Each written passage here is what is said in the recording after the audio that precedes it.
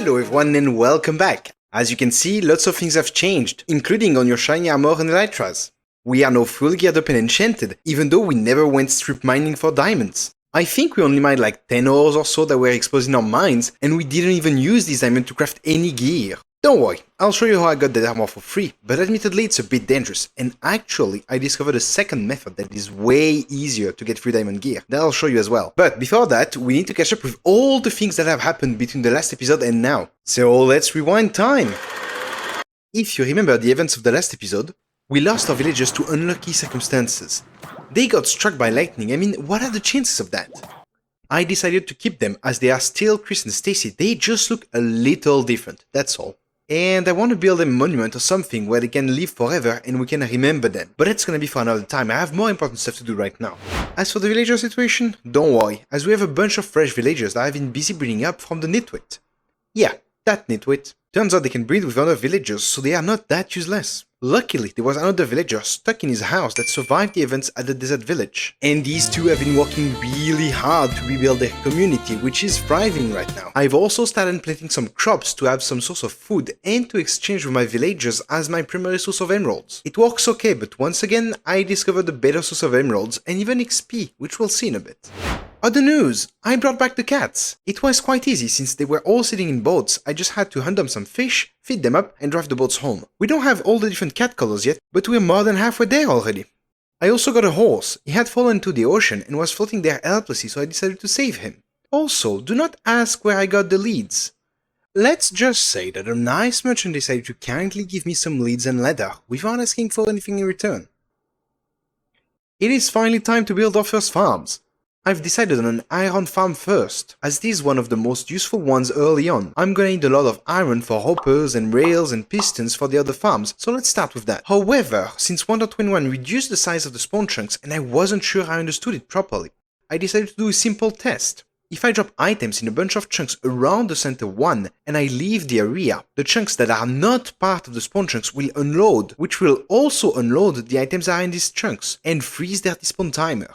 However, for the items that are inside the spawn chunks, their despawn timer is still running because the chunks and the items inside are still loaded. So I just have to wait for 5 minutes far from spawn, and when I come back, the chunks without any items are the spawn chunks. For anyone wondering, the new 1.21 spawn chunk size is 3x3 centered on the chunk the compass is pointing to. The compass can point to any block within the chunk, and it probably won't be the center of the chunk, so just use F3 plus G to see the chunk borders and use that to delimit your spawn chunks. Now that we know where the spawn is, we can build an iron farm. I decided to not follow any tutorial and just wing it live. I probably should have designed it in creative before, but we did get a working farm. Although it had a few issues that I've been slowly addressing over time. I'll do a proper showcase of this farm once all the details have been ironed out. Pun intended. Once the farm has been digged out, it is time to bring our villagers in it. I was expecting this to be a pain, but there's a new way to move boats on land and it is amazing. I quickly mentioned it last time, but I didn't show it, so here it is. Just use leads. At first, I did not realize how great leads are for boats on land, but basically, you can just run on flat terrain and the boat will always follow. And when there is a hill to climb, you just have to put some tension in the lead and jump. And the boat will just fly to you effortlessly. This is definitely one of the best additions in the game, and yes, I know they have added the crafter, but both of these additions merit the S tier in my opinion. It is gonna be so easy to drag villagers around or move shulkers to the overworld, not mentioning that no boats and their passengers can take the nether and end portals. This update is amazing in so many different ways. After making a few more villagers for our farm, it is time to get some zombies in. We are still missing some villagers, but we can just breed them in the holes directly instead of having to bring them from over our base. Adding the zombies in was not as easy as I was hoping, and after a few small hiccups, we got our first golems. So that means the farm is working, but it is not finished yet. We still need a killing chamber and some golem are escaping at the moment. And after researching a bit more about iron golem mechanics, I fixed up the farm and it is working quite well. Only issue left, it will stop working after roughly 20 minutes, but I know how to fix it. I just didn't have time to get around to it yet. Also, since we have all the iron we need for now, I don't have to fix it right away. Instead, we are going to work on Armadilo and Sniffer farms. Both of these mobs work on the same principle, periodically dropping items, so we're going to put them in the same farm. But before that, I need some gold to build it, so I decided to go mine with our new Fortune 3. It is also the perfect occasion to see how many diamonds we're gonna get. And wait, what? Is my Fortune 3 not working? Does the game know that I have Fortune 3 pickaxe? It surely doesn't look like it. 5 diamonds out of 3 ores, that's not much. But at least it's better than not having fortune, I guess. On to the gold mining. And once again, I don't seem to be getting much with my fortune. What is happening? Why am I so unlucky? This seed was supposed to be very lucky, what happened? Anyways, after much more of fortune not working, I started to go crazy wondering what I was doing wrong. I'm using the correct pickaxe, why is it not working? Hold on, we have 16 gold, we mine 1, and 17. It's not working. What is going on? Then I realized I was holding my Sick Touch axe and I wonder if it could interfere? I know it shouldn't, that's not how the game's supposed to work. But then, as I remove it, it suddenly works. I know this is probably just a coincidence, but I'm never holding a Silk Touch with a fortune item ever again. Now that we have the gold, we can finally build the farm. First, we need to bring the armadillos there, and it is very easy to do so now that we know about the lead boat thingy. Flying boat delivery, clear the landing site. Perfect. While I was building the farm, I spotted a new cat. So I immediately crafted a boat and started chasing after him. Except this guy must have known what was going to happen to him, so he jumped into a pool of water.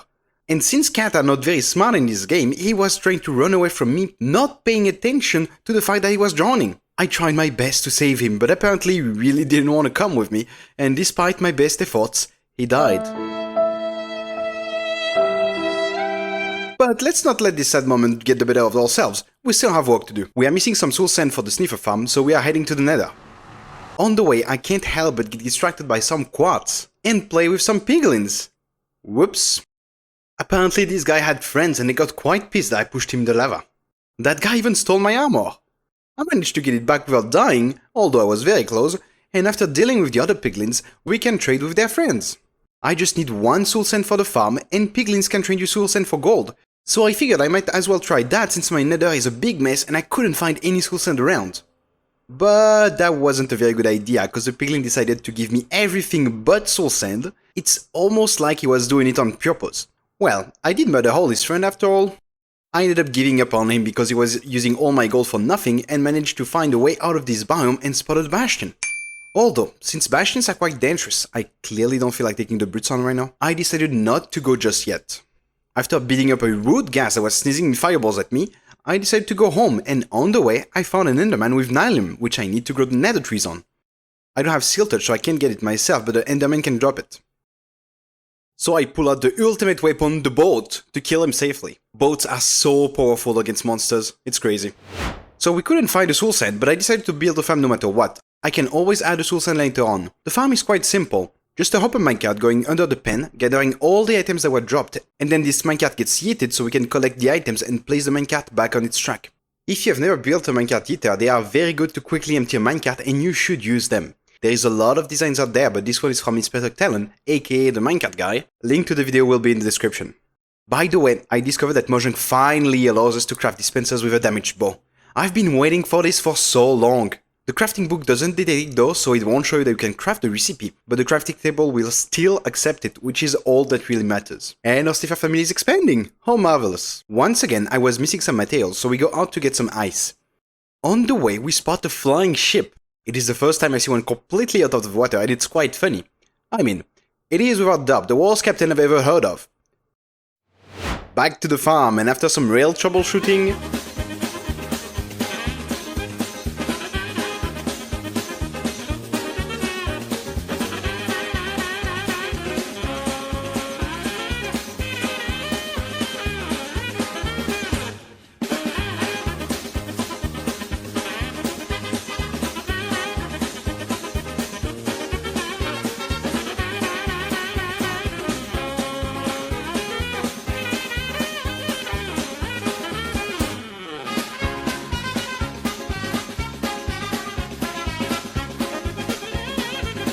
and redstone wiring issues.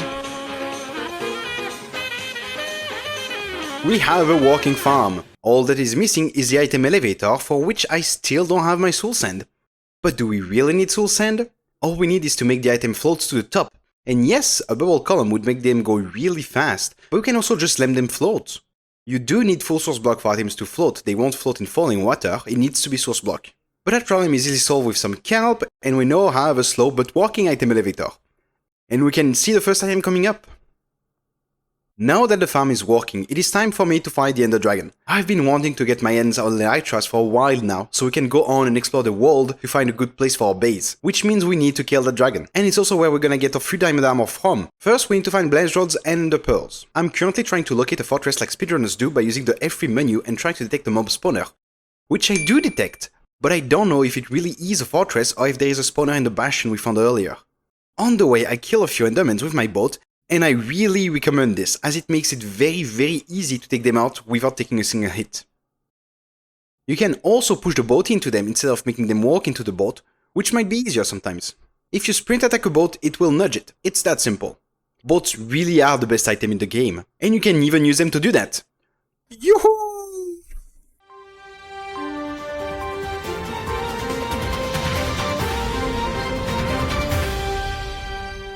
Are you afraid to fight the brutes in your local bastion? Use boats! But do it better than me and try not to take damage. Repeat until the bastion is safe. Come back tomorrow for more boat tips.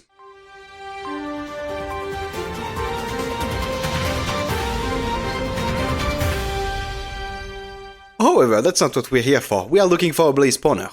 And when I realized that the spawner was not in the bastion, I was really happy because it means that we found a fortress. I'm still learning how to use these strats properly, but within a few minutes I had a distance and a direction to a fortress, which is much better than just walking around randomly. I am getting very close to the fortress, but I have to go through a wall, which unfortunately was filled with lava and killed me. But I at least managed to save my stuff, so we can come back and continue digging. When we get out of the wall, we now have to figure out the distance and direction on the second axis, but thankfully it was quite close.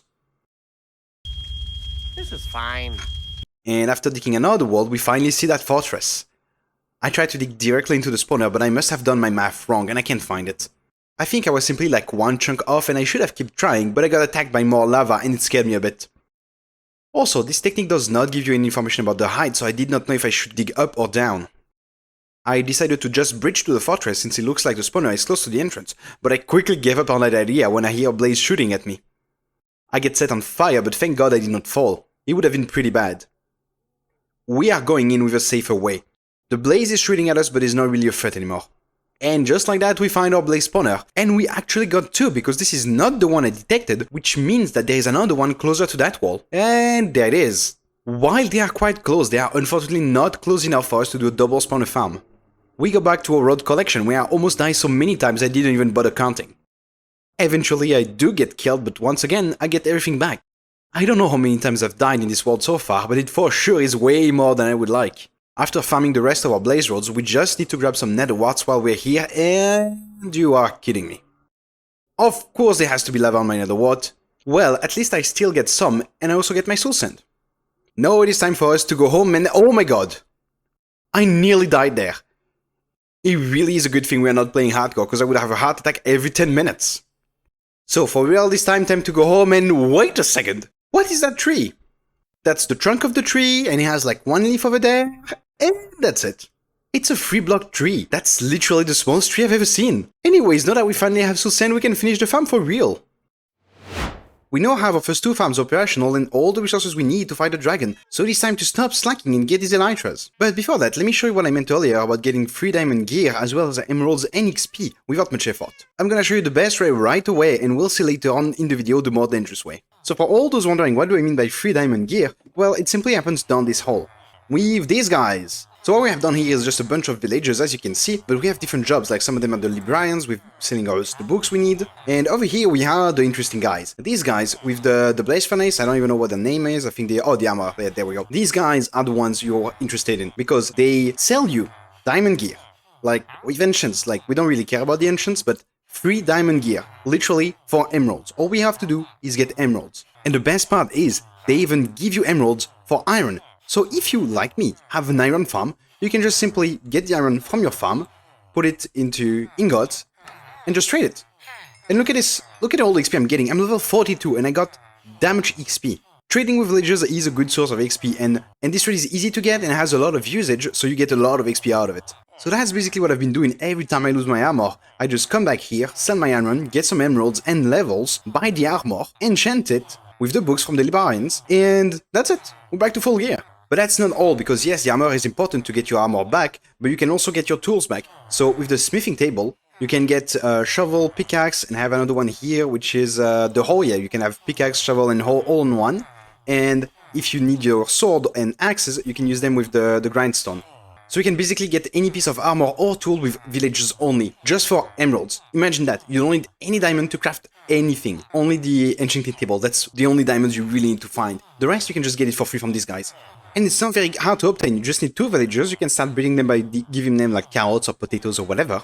Then the most expensive stuff is to make the workstations. The blast furnace is not too bad to make, but you're gonna need a lot of librarians to get all the books you need, and lots of reroll to get all the trades you want. And these lecterns are expensive, at least in the early game, because you need a bookshelf for each of these. So that's a lot of leather and sugarcane right there. But the blast furnace is just some iron and some stone, so basically that's very easy to get, considering you get like 3 diamond gear. About the exchanging iron for emeralds, I do not recommend to use this if you do not have an iron farm. You're gonna need a lot of iron, and I mean a lot. And I would also recommend a different source of XP, because yes, it does work, but it takes a long time, because these guys are not gonna want to trade with you all day long. They can only trade twice a day, and then they need to recharge. And after that, well, you need to wait a whole 20 minutes for them to recharge. So if you don't have 100 of these guys that you can just trade iron all day long, well, you're gonna run out of XP and you won't be able to finish your armor. So I would really recommend a separate source of XP. So that's basically it. I know this has been in the game for a long time, but I just never realized it. Like, the only villagers I use are usually the farmers and the librarians, and that's it. I never really looked into the other trades. And I kinda wish I discovered this before, because it would have made the dragon fight way much easier. You'll see. So, I decided to kill the dragon with beds, because I don't have a good bow and I'm only gonna use it to shoot the crystals. Time to throw a few eyes, and oh boy, I got so lucky on these eyes. I think I threw like 6 or 7 and not a single one broke. After following the eyes, it looks like the stronghold is under the mesa, so we start digging. I'm going in only with iron armor and tools because I didn't think of the easy way to get diamond armor yet. But if I had thought of it earlier, I would have had 3 diamond gear to fight a dragon, which I would not be afraid to lose, because it's very easy to get back. And it would have made the fight so much easier. After digging down for a while, we finally stumble onto stone bricks. And we actually found the library, which is quite cool since I needed some bookshelf for my future enchanting table. We also get attacked by a silverfish, which fortunately was alone. In the first chest, we get a trim as well as an infinity book. That's exactly the enchant I wanted for my bow. We'll make ourselves a good bow when we get home, I can't really use it from here. The second chest only had another trim and a sharpness 4 book. The stronghold was surprisingly easy to navigate, and after spotting an amethyst geode that cut off part of the stronghold, I realized the portal room is right next to me. After killing the silverfish guarding it, we set up a small base camp so we can respawn fast if we get killed. Also allows me to save the cool stuff we found just in case I die. We then go check out that geode quickly and collect our first amethysts. We also find some copper to make a spyglass so we can get the achievement with the dragon directly. I wanted to see if I could find a second limb so I kept exploring the stronghold a bit more, but I couldn't find it. And instead, I found this dungeon that generated without its spawner. It looks like the dungeon partially overrode the stronghold, but at the same time, the stronghold partially overrode the dungeon and deleted the spawner. I had never seen that before. Anyways, I am now ready. It is time to get our elytras. After entering the end, I get the spyglass achievement so I can get that out of the way and focus on the fight entirely. Then I start shooting the crystals and I am sniping these. I even managed to shoot the cage crystal from the ground. Only the dragon is left and I really thought that Enderman was gonna beat me up, but apparently he is angry at the dragon. But while trying to set up my perch, I aggro an Enderman and he makes me miss the perch. I managed to set up it, but I can't have him aggro yet another Enderman. Next time I'm taking a pumpkin with me. And that makes me miss yet another perch, but at least I'm getting some pearls. Apparently I did something that pissed off the dragon, cause it charged me relentlessly and even after clutching with my ender pearl, the dragon comes back to finish the job. Good thing I have my spawn set up so we can jump right back in action. Just as I get back the last bit of my stuff, the dragon comes back again and one-shot me. What did I do to piss you so much? Is it because I broke all the crystals? Anyways, I almost got killed by a dragon a 3rd time and didn't have time to regenerate cause it's perching already. This is my first time trying to kill a dragon with beds and I'm not really good with the timing, which make my beds not deal as much damage as they could have. I do get a lot of sword hits though, but that's not enough. I only have 2 beds left, let's try to make them count. I take a bit of distance with the perch to increase the odds of the dragon going back to it, which it does very quickly and I wasn't ready for it, which led me to getting bumped into the sky and once again, while my underpearl allows me to land safely, a mobs come to finish the job. We get our stuff back and this time we are ready for the dragon. It perches again and boom, it's over. We did it! We get a gateway as a prize and a bunch of XP. Time to see what is awaiting for us on the other side of that gateway. I am praying for an end city close by. And do we get a city? Hold on. What is going on with that Enderman? Why does he have a tie? That's hilarious. I think it's the fresh animation that is ending this. Apparently to some Endermen only, which is really cool. Okay, let's not keep looking at elements forever. We are here for... oh, well, exactly that. Look at it. We can see the boat from the gateway. Nice. Time to take on the shulkers. I'm really here just for the elytra, but I'm also gonna take some shells to make some shulkers while I'm at it. And the boat is right here. Okay, here I come, my dear elytras. Oh shit, I missed. Oh well, it's really a good thing I had my spawn set. With the ultimate weapon, the boat, it's not hard to get some pearls to go back. With the blocks we took with us and the extra pearls, we can go back to the end city. We only have one shot at this though. Let's try not to miss. And we landed! Perfect shot! Okay, time to get our stuff and elytras and we are out of here. Whoa, look at this sword! Nice! Okay, we steal the dragon head and I can fly to the gateway from here. You know what? YOLO, let's try it. And we are not gonna make it. Abort! Abort! But while trying to get some pills to go back, I apparently aggro an enderman and he kills me. Okay, we just gotta go back there and... oh man, I don't have a weapon to kill endermans to get pearls. Oh well, let me just go back real quick. Now, that's much better. After getting our pearls, we are walking to the islands with our stuff. Actually, I can take it, give me food. Nice, it's even teleporting me forward. Our stuff should be right ahead. And there it is. It is safe. Okay, time to leave now. Let's just take the dragon egg with us. And we're out. Oh my god, that was stressful. But we got what we came for and came out kind of alive. So all ends well. Now that we finally have our elytras, we do a bit of exploring and we spot a pillager tower not too far from spawn. We also visit the desert temple and while we are going to the second desert temple, our elytra breaks. Whoopsie. I guess I forgot to add them breaking on it. We then make it home on boat since we don't have elytras, which I then proceed to enchant properly thanks to our villagers, so it can repair itself and last longer. After exploring a bunch more temples and fighting creepers during the night to collect gunpowder, we can craft all the rockets we need for an end exploration. Notice how I'm still wearing iron armor because that was how I initially thought of getting free diamond gear. I do think the villager technique is much easier and much safer, although it takes more trading with the villager to get the good enchants, while in the end you can find gear well enchanted already. But I don't think the added risk is worth it. I'm also trying to collect as many shulker shells as I can for our shulkers, so this expedition has a double goal really. After properly looting the cities that we saw earlier, we go exploring for more and get quite lucky by fighting another ship. I'm gonna try to collect as many elytras as I can in case I lose my current ones, so I don't have to re-explore the end on foot. Ooh, look at that! We are already covered in diamonds! That's perfect, exactly what we said to do. I want to explore a bunch of cities, gather all the loot we will ever need from them and never come back. I think I got overconfident with my new armor though, as I almost instantly died when I set foot in the main structure. I somehow managed to stay alive against all odds and fight my way through the army of shulker that was waiting for me in there. And that is but the first of many close encounters in this expedition. When we finally finish looting this place, we head out for more and find yet another ship. I really think this city is lucky, you guys should try it out. After looting wings and the chests, time for the main part of the city. And once again I somehow managed to escape death by a thread. We keep on looting and head out for the next city, which this time does not come with elytras, but with a bunch of towers, so I'm expecting a lot of loot at least. But it wouldn't be right if there wasn't another close encounter there, wouldn't it? I also feel like it's always the same room where I get in danger. Am I crazy or not? So far it feels like I've had a close call in every city. It's starting to feel a little risky to continue. Let's just call it today. We've done more than enough looting. And that is all we had to catch up for this episode. Or is it? Yeah, I knew you would notice a big tower behind me. Well, that's gonna be for next time. This video is already quite long as it is. I hope you've enjoyed today's episode. If you have any question, please drop it in the comments, I'll gladly answer them. And if you have the time, come say hi on Twitch. We stream Minecraft every Monday at around 7 PM EST. See you there. In the meantime, thanks for watching and have a great day. Bye!